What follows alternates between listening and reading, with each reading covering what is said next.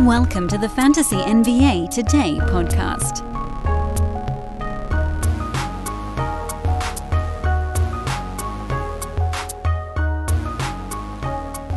Well, here I was like some kind of jerk, thinking I could roll into the Monday after the new year and have games start at a normal time. I was obviously sorely mistaken. Games are not starting at a normal time. And as I begin recording this podcast, the Knicks are already beaten up on the lately hapless Suns. Go figure.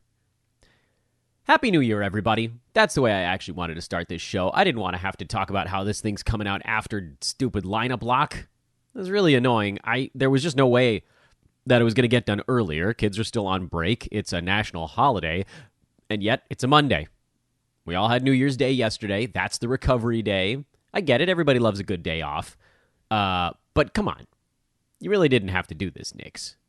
You didn't have to throw this game. I love day basketball, day baseball. I love it. But not on lineup lock Monday. That's the one time you can't be doing this crap to us. But they did it, and so now we're stuck with it. So I say again, hi everybody. Happy New Year. Welcome to 2023. We embark upon another calendar year here on Fantasy NBA Today. I am your host, Dan Vespris, and I am extraordinarily grateful for another amazing year in the books. And I have you guys, everybody listening to the pod, to thank for making that all come true. You continue to listen to Fantasy NBA Today. You continue to make it a viable show in the grand layout of fantasy podcasts, which is such a niche thing to begin with, and yet here we are. So let's make 2023 even better. And we'll start that with a reverse chronological lightning round that, you know what, we can probably dodge some of the Phoenix, New York stuff because we already have new information on those two teams. One of the big pieces being that Landry Shamet made his return for Phoenix today after missing last week with a sore Achilles. Suns are fully cooked in a ball game that just started. Well, maybe they'll wage some kind of comeback. I guess we'll see, but probably not. And, they're in rust mode. It's the weird early game. Nobody was really ready to go, but it does feel like Landry Shamet is in a pretty good place, at least when it comes to what kind of opportunity he's going to have before Cam Johnson comes back, and then presumably Devin Booker not too far after that. I guess we'll wait and see, though. Suns are kind of in free fall right now. But let's start with the 3-game Sunday. We'll work our way backwards through the weekend. We'll try to make sure we tie it into anything that's happening in this ball game on Monday morning. Monday midday. Morning's not really fair. That's like trying to give myself too much credit on actually getting this show out, which it does not deserve. But the late game on Sunday night, Milwaukee ran their B squad out there. No Drew Holiday, no Chris Middleton, no Giannis Antetokounmpo. And again, it didn't really matter much for the fill-in guys. They're just like, first of all, Washington's been playing much better defensively, mostly since they put Daniel Gafford in the mix. And don't worry, we're going to get to the Daniel Gafford respect hour here on the podcast in a second. But if you're looking over at the Milwaukee side, Bobby Portis, he's always a solid option, but he's started anyway, so it sort of doesn't really matter. And then if you look at the other guys like Grayson Allen, who did have 8 assists as kind of the fill-in point guard, Javon Carter, he had a few games earlier this year where he was pretty good. Pat Connaughton, not super trustworthy these days. All of those guys had fine ball games. Allen's maybe a little bit better than fine if you want to attach a different name to it. The 8 assists, the thing that kind of raised that value up a little bit higher. But it doesn't matter. Giannis is going to be back for the next one. He's going to render all of these data points for fairly meaningless. But if there is ever a moment down the line where all 3 of those guys are out at the same time, Grayson Allen's probably the direction to go, at least among the guys that are not actively rostered right now. Maybe the biggest piece of news from the whole weekend is that Daniel Gafford continues to absolutely dunk on everyone. And I am thrilled because you know how I can always tell if we're ahead of or behind the curve on particular players? It's whether or not I have a lot of a particular guy on my fantasy teams. And I have a whole bunch of Daniel Gaffords. I got him in like 50% of the leagues I'm in, which is pretty much, that's not like code for we were getting out in front of it, but that means that we were pretty early on Gafford, and he's been incredible. Last 3 games in particular, as soon as we saw that 25-minute game, it was absolutely time to take the plunge. And his last 2, averaging 14 points, 6 rebounds, 2 assists, half a steal, 2.5 blocks, 26 minutes, 28 minutes. Yes, maybe that does come down as Beal comes back because it just sort of pushes everyone into a different bucket. But Daniel Gafford in mid-20s in minutes is a must-start fantasy play. And the Wizards have, as a team, looked a whole heck of a lot better with him as a bigger part of what they're doing. Washington now has won 5 games in a row. They're the 10 seed. They've pushed the Bulls. They've tied them now. But because they've played 2 additional games and they've split them, they actually have an ever so slightly better winning percentage than Chicago. Not that it really matters. The number of games is all going to even out at the end of this thing. But Wizards are currently in a play-in spot in the East. And I really think you can put a lot of that on Gafford. Defensively, he's just changed what they're able to do. And Porzingis is not guarding the rim. Gafford still can do it. Rui Hachimura has also been helpful for the Wiz. I don't want to take too much credit away. He's been an excellent offensive option for them that they didn't have earlier this year. But again, a lot of that is like he's filling in offensively for Bradley Beal. He's getting more shots. I think Rui profiles more as a points league type of dude. You're going to see him get added in a whole bunch of 9-cat leagues, and then Beal's going to come back. His role's going to shrink, and he doesn't do much besides score. So I'm not that high on Hachimura in 9-cat. I like Denny Avdia as your Beal fill-in in 9-cat leagues, but I'm guessing Beal's going to be back in the next couple of ball games. So this is, again, it's one of those situations we talk about. It's a lot of work for not a whole lot of payoff. Gafford is a guy, at least for now, and we don't know what the rest of this season's going to bring, but right now, he's in. He's fully in on whatever they're doing in Washington. And as long as it continues to work like this, the fear, of course, is what if they go on a losing streak? Is he the guy that immediately gets sort of rethought?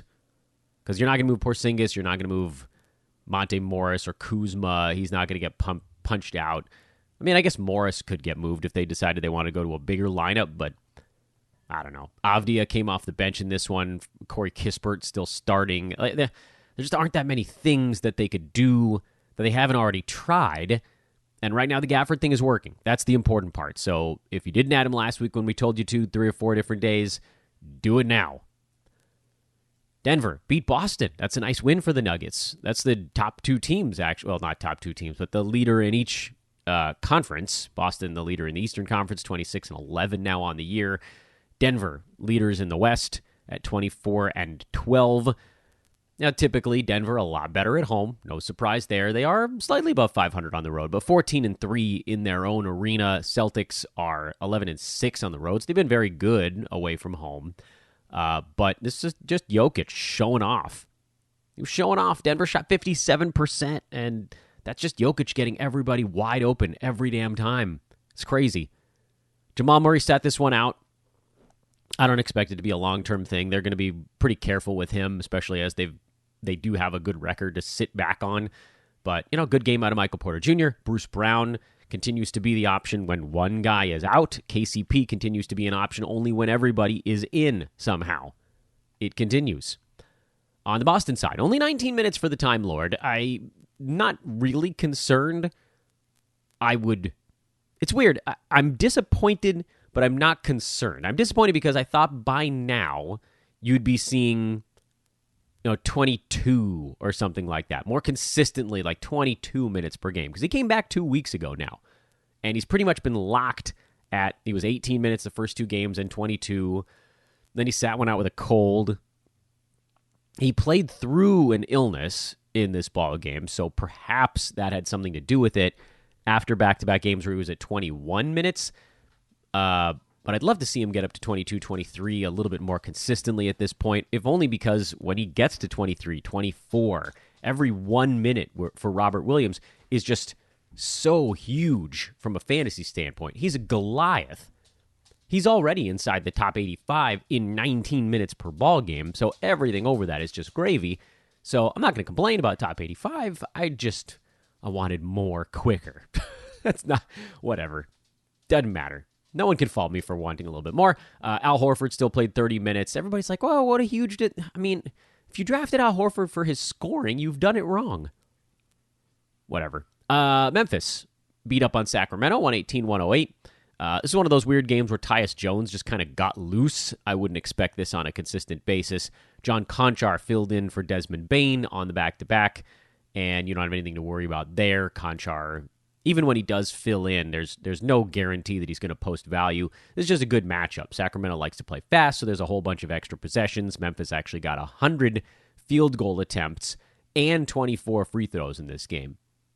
I would argue they actually kind of underperformed a little bit based on how many chances they had to score. I thought for sure they'd get into the 120s, but nope. And then on the Sacramento side, there's really hasn't been anything since the De'Aaron Fox sell high wreck in like the third week of the season. This team has been extremely predictable for the last 8 weeks in a row, and that's the way it was here too. So, whatever. Those are the 3 games from Sunday. See if glance back at the scoreboard and see if Phoenix has any shot. No, they don't appear to have any shot. Yikes. Oh, dear. We don't need to get into that anymore, do we? Miami went on the road, beat Utah. Tight ball game. Heat are winning some close ones all of a sudden. They've been playing a little bit better here over the last 2.5 weeks after kind of a rough stretch. Heat are now up to the 7 seed in the Eastern Conference, just one back of the Pacers from getting out of the play-in tournament. Miami now 7-3 in their last 10 ball games as well. And they were able to win this one without Jimmy Butler resting the back-to-back because Victor Oladipo had one of his crazy throwback games. 23 points, 5 boards, 5 assists, 3 steals, 4 3-pointers. Victor went nuts, and this is why, 2 weeks ago on the pod, we were like, we got to keep an eye on Oladipo. And then he was bad for 2 weeks. And so I don't really feel bad about on Friday saying that you kind of can't really roster him because even when Butler's out, it's not a guarantee that he's going to go out there and take 15 shots. Sometimes Max Strus takes 15. Sometimes Caleb Martin, who sat this one out. Sometimes Kyle Lowry. It's really hard to know who on the Heat is going to be the fill-in guy when Jimmy Butler takes a rest day. In this one, and again, competition level has to be considered. Utah is another team that doesn't play defense. They go full offense. That's good for everybody's fantasy values involved. And that's part of why Oladipo and Bam and Hero and Strus, these guys were all able to post pretty good fantasy lines. He'd had 32 assists in this ball game, so they were just cooking. Friends, I am extremely excited to remind you guys to turn game day into payday when you bet with our pals at MyBookie. The Celtics, the Bucks, the Warriors, these are the frontrunners to win the NBA championship at MyBookie, but which has the best shot? Who do you have winning the title? The Warriors at plus 700. They've gotten off to a slow start. Hey, maybe futures aren't your thing. It's been pretty darn profitable betting player props this year, thanks to Steph Curry and even more so Anthony Davis. Regardless of what you're betting on, cash in and cash out quick with MyBookie using promo code ETHOS when you make your first deposit. You heard that right. MyBookie will spot you extra cash with your deposit. Minimum $45, but you can claim the bonus all the way up to $2,000. Extra cash with MyBookie. They're back, baby. Check them out. Turn game day into payday once again when you bet with our pals at MyBookie. And I loved what Oladipo was able to do. I had him in a head-to-head league, just sort of like a dangling player that I didn't have the move to unload, and he had a game on Sunday or Saturday, so I just let it ride. I just don't see how you can add Oladipo and expect him to do this nightly. And then in terms of scheduling stuff, we talked about this on the show before, he's not playing back-to-backs. So your only time to use a guy like Oladipo is if he's like Monday, Wednesday, Friday, Sunday on a 4-game week.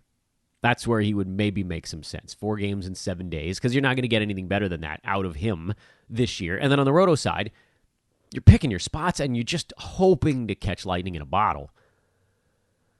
Utah, relatively predictable, although Colin Sexton got hurt again. So this may give Malik Beasley enough wiggle room to get back into the injury board replacement conversation. The bigger news I thought out of this game, because I don't really care that much about Beasley, I don't think he's that great of a replacement. He's pretty much three-pointers only, was Walker Kessler logging 30 minutes in this ball game. That's a lot of Walker Kessler. He was a +8 in a game the Jazz lost by 3. That's a really good sign for the young fella. Jared Vanderbilt was a -12.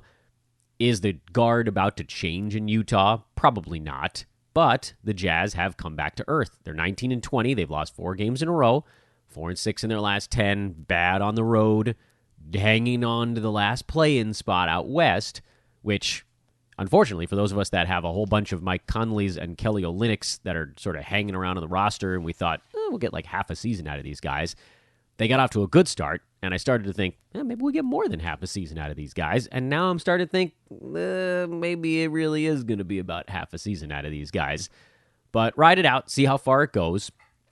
The Jazz might be inclined to change some stuff around because Vanderbilt and Kessler are kind of interchangeable in that they're the one player that the Jazz are willing to use at any given moment that doesn't stretch the floor. Everybody else on the team can shoot. Kelly Olynyk can shoot and pass. Everybody else can shoot and pass. And then they'll have one guy out there for defense and rebounding.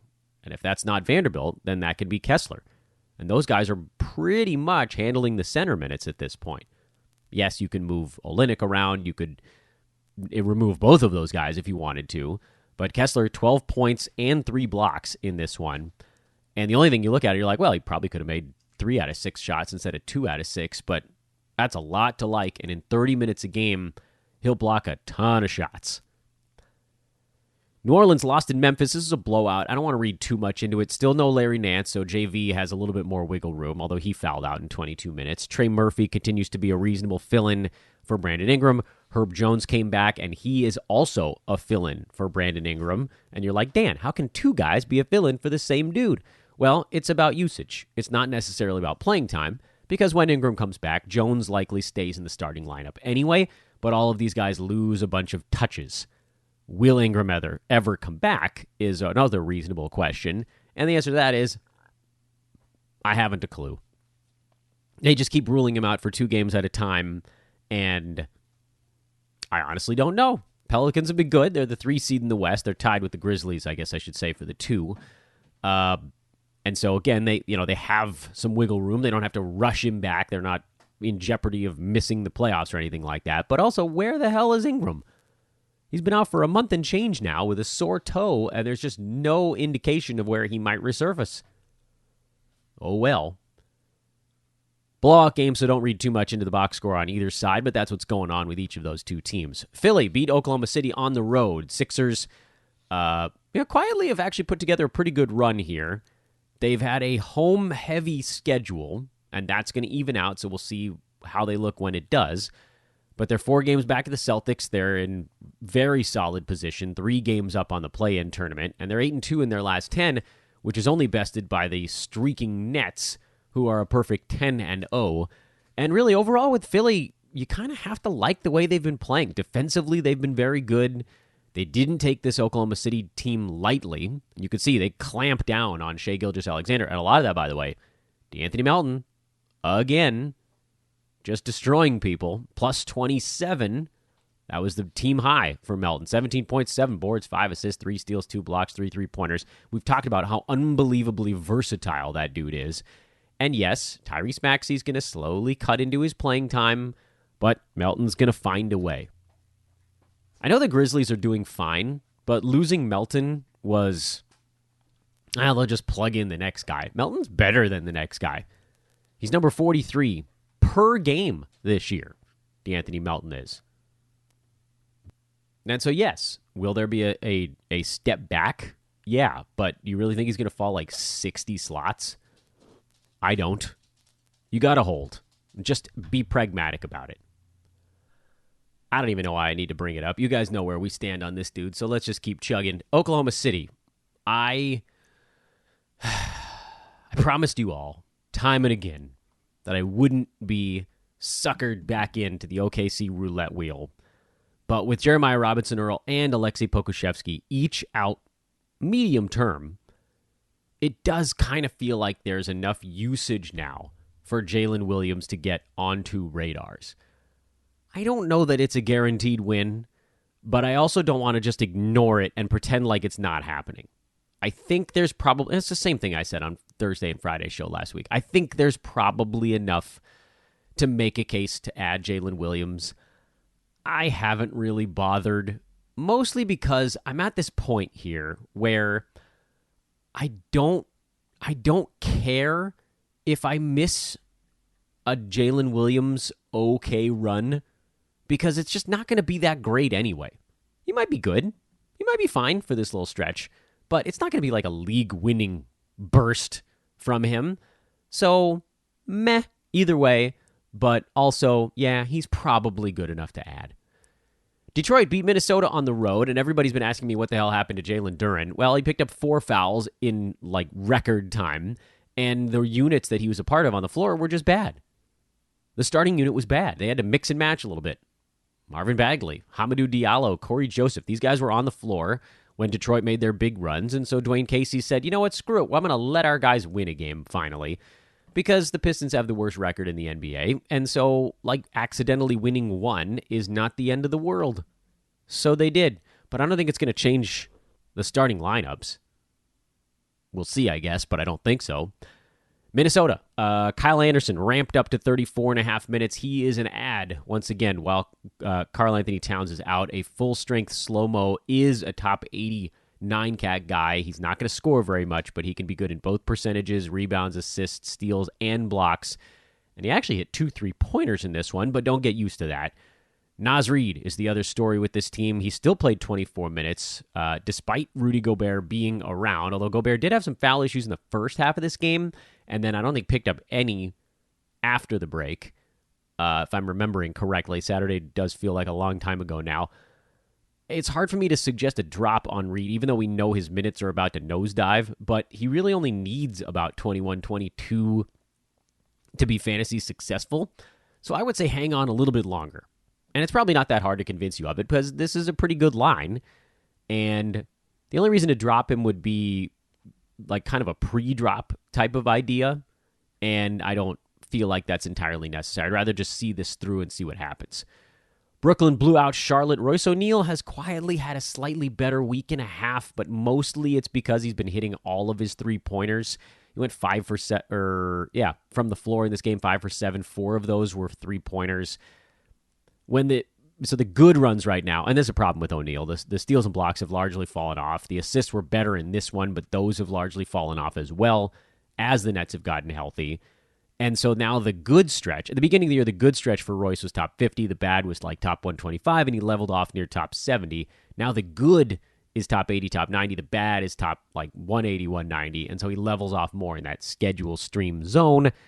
And so that's why I don't think you need to start him every day.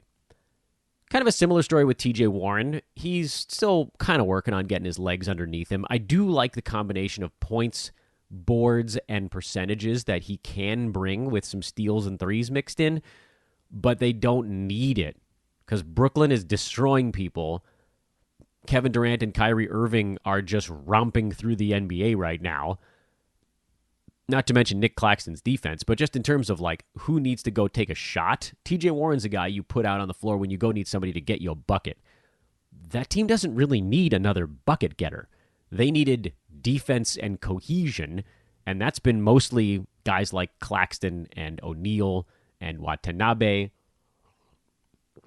And Warren's fine. I like TJ Warren. I think I'm going to continue to keep an eye on him, but he's not a guy that you need to be sitting on, at least not here in the immediate sense. Friends, you've heard me talk about how important it is to have your VPN protect your online privacy, but choosing a VPN you trust is equally as important. Now, I like to do my research on sponsors, and I only recommend brands to my listeners that I believe in and actively use. And I can say with full confidence that ExpressVPN is the best VPN on the market. Let me give you a couple reasons why. 1, ExpressVPN doesn't log your activity. Lots of cheaper, free, clunker VPNs. They make your money by selling your data to advertisers. So that you get nailed by the thing you're trying to avoid anyway. But ExpressVPN doesn't do that. They even developed a technology they call Trusted Server that makes their VPN servers incapable of storing any data at all. Wipes itself. And number 2, speed. ExpressVPN uses Lightway, a new VPN protocol they engineered to make user speeds faster than ever. I've tried a bunch of VPNs in the past, and sometimes they do slow the connection down because they're chunking away trying to protect you and all that stuff. But ExpressVPN is always blazing fast. It lets me stream my videos in HD quality with 0 additional buffering over whatever Spectrum's already hitting me with over here.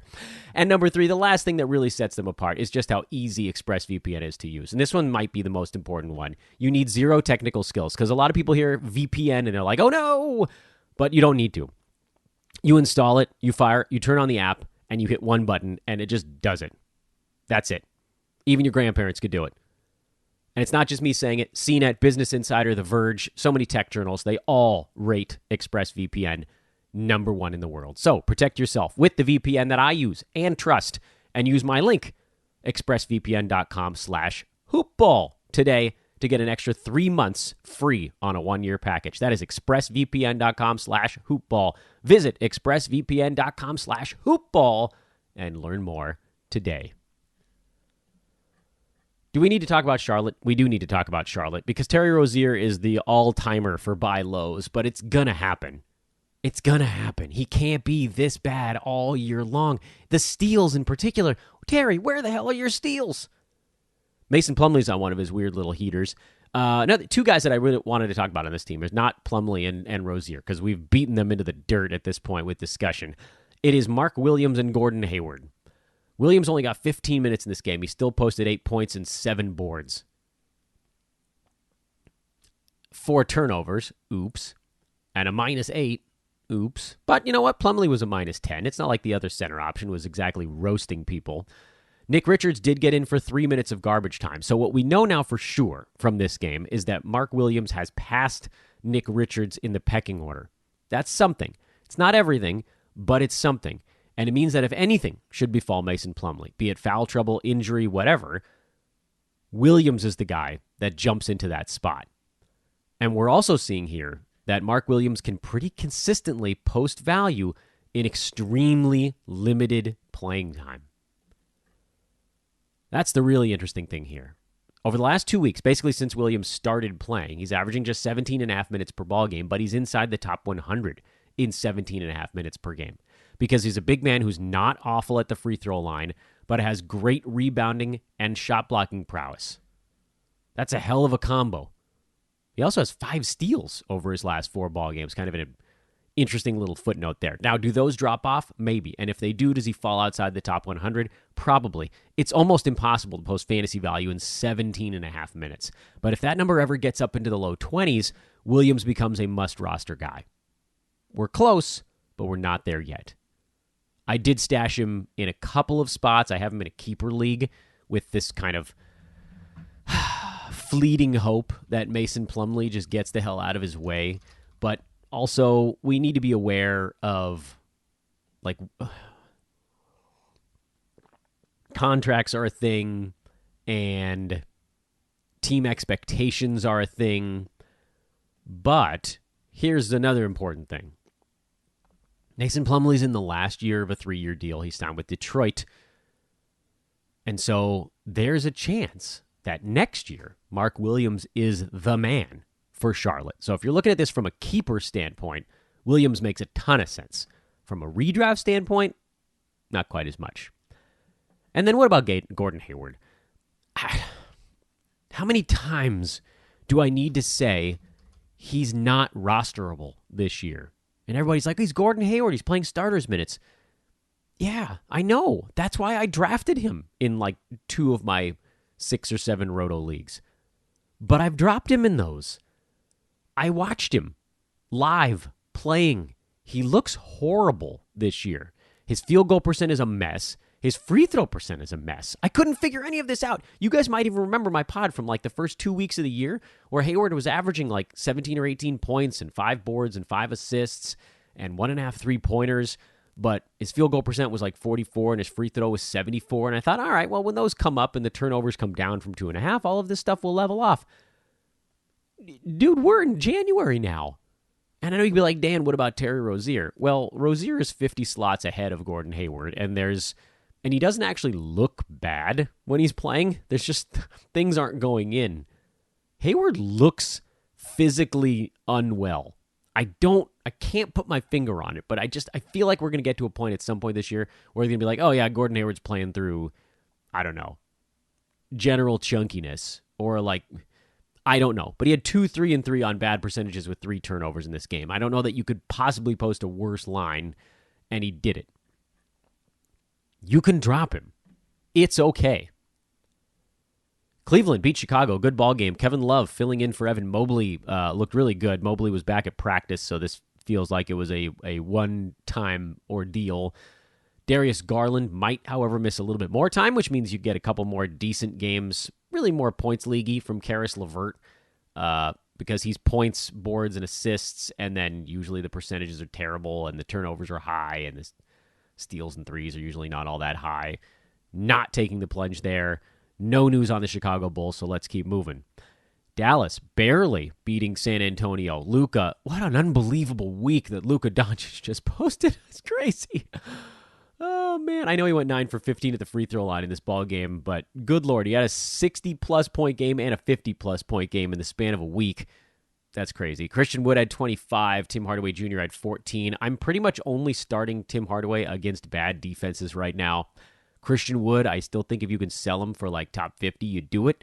Although the more I'm seeing, as I look online, the more I'm seeing that teams don't value him at top 50 yet. There's got to be somebody out there that might. I don't know. Maybe not. I guess it doesn't really matter.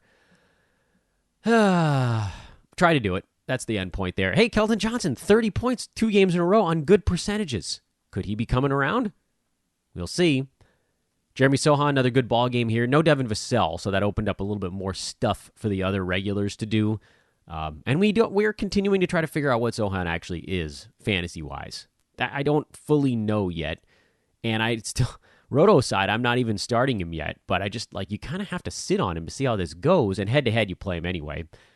And then Jakob Poeltl, who's finally starting to look a little bit more like Jakob Poeltl. Thank goodness. Took us a while to get to this point, but he's top 40 over the last week. He's like top 60 some odd over the last 2 weeks. The rebounds are better. He had some assists in this one.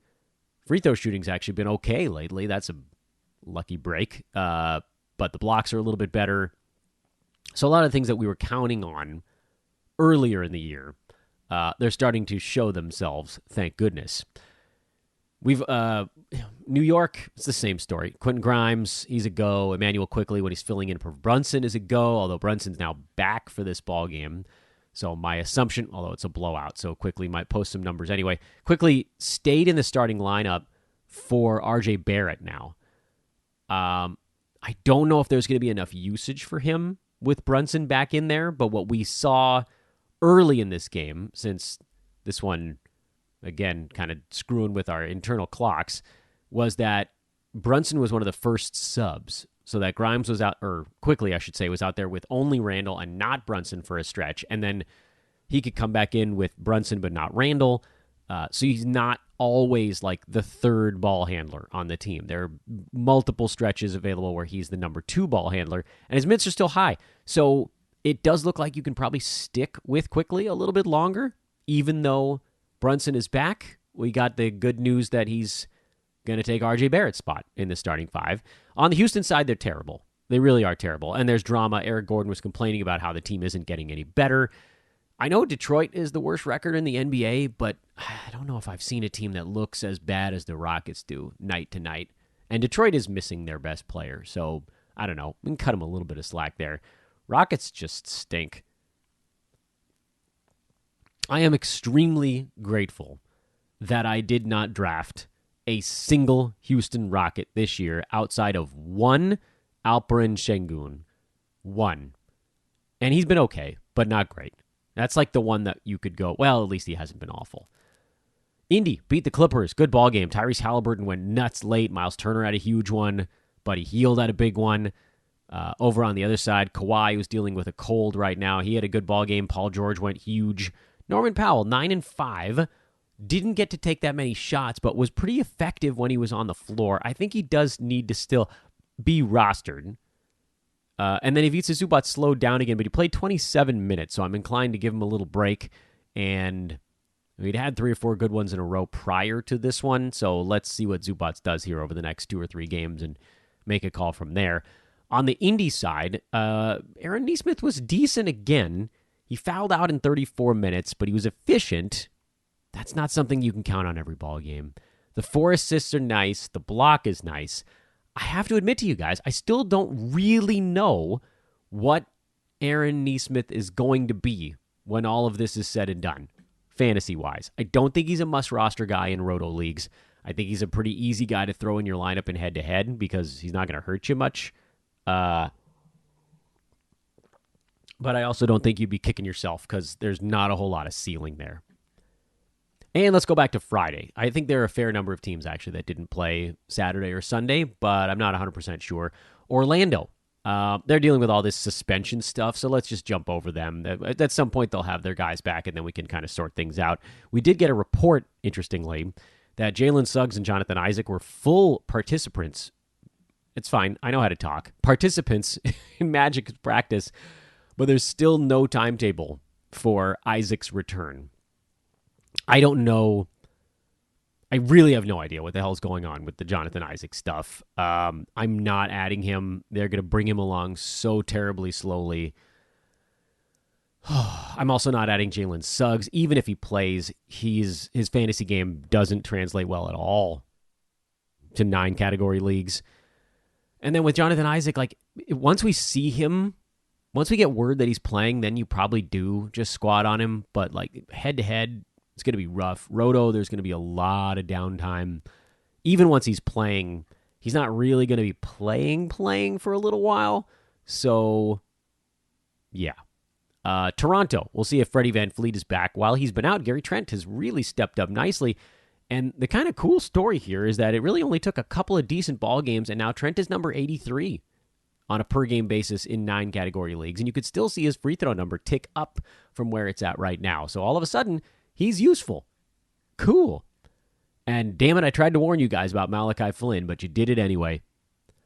Lakers beat the free-falling Atlanta Hawks, 130-121. LeBron was incredible. Thomas Bryant was wonderful. And then the Lakers got enough out of the other guys. Austin Reeves has fallen on hard times. He has no confidence right now. Shot 1 of 13. You could see him second-guessing every move he made. The Lakers did a good job here, and credit to Darvin Ham because he's made some dumb decisions this year while kind of tinkering. He went to longer players in this one. More Juan Toscano-Anderson, more Troy Brown Jr., and that really helped the Lakers defensively, and it really helped the Lakers rebound. That's where they've been getting spanked, turnovers and rebounds. The turnovers still weren't good, but they were better than the previous ball game against the Heat. And no, you're not adding Dennis Schroeder. I know he had 12 and 9. Westbrook is points leagues only. Patrick Beverley, no. It's LeBron and Thomas Bryant in category leagues. But just from a how did the Lakers look standpoint, not that awful, actually. I mean, it helps that LeBron had 47 points on 27 shots, but whatever. On the Atlanta Hawks side, DeJounte Murray looked pretty good. Trey has not looked very good lately. And frankly, Trey hasn't looked particularly good all season at this point. Trey Young, as much as he does, he's turned himself into a little bit of a punt guy. Turnovers super high, field goal percent very low, almost no defensive stats this year. And then the points and assists, they're good. The assists are good. He's at 10. That's nice. But 27 points is not that far above some of the other elite guys anymore. This is a rough year. He's number 54 in 9-cat. Yikes.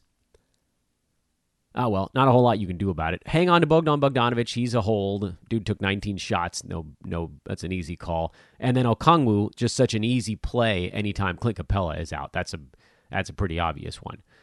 We already talked Detroit, Chicago. Let's keep scanning here, make sure we hit on any teams that we haven't covered so far. And Portland, Golden State, they didn't go over the weekend. There's really nothing to take away from Portland. They're the same team night in and night out.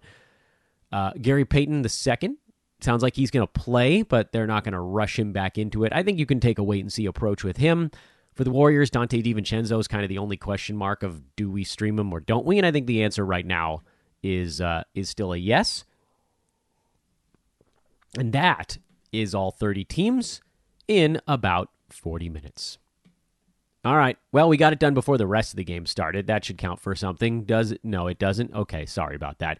Have a great rest of your Monday, everybody. We'll be back with you a little bit earlier, I think, tomorrow, Tuesday. We'll try to get this shows going at a slightly more normal time. But that'll really begin next week when all of my children are back in school and schedules normalize a little bit. Your buddy Dano has not yet been killed by winter break. There is a light at the end of the tunnel. I feel like I can get there. We'll see. Okay, thanks again for listening, everybody. Happy New Year once again. We'll talk to you guys tomorrow morning. So long.